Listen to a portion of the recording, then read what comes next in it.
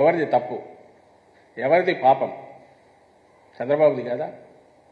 మీది కాదా చంద్రబాబు? మీది అని కూడా అనబుద్ధి కావట్లే. నువ్వు తిట్టే తిట్లు చూస్తా అంటే రోజు నువ్వుగా ఏకవచనంలో సంబోధిస్తా. నీది కాదా చంద్రబాబు?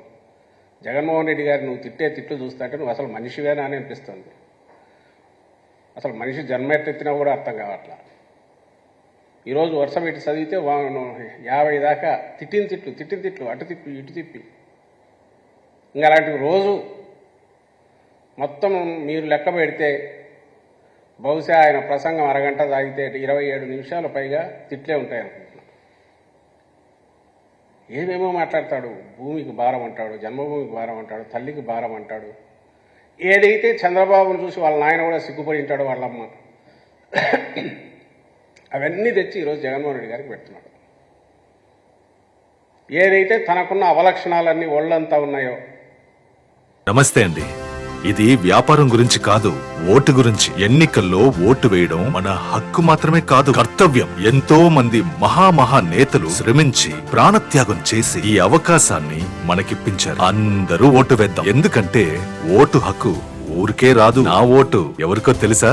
అది సీక్రెట్ అండి. అవన్నీ తెచ్చి జగన్మోహన్ రెడ్డి గారికి ఆపాదించాలనుకుంటాడు.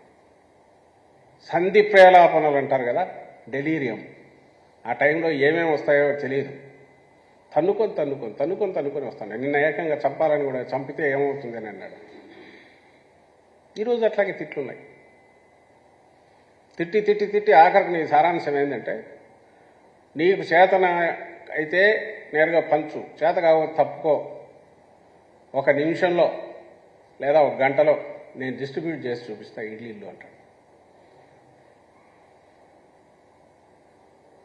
నేను నిన్న అన్నట్టే నిజంగానే ఆయన తలకాయలో చిప్పు జారిపోయినట్టుంది. ఎందుకంటే 14-19 మధ్య తనే ఉన్నది. జనం మర్చిపోయింటారా?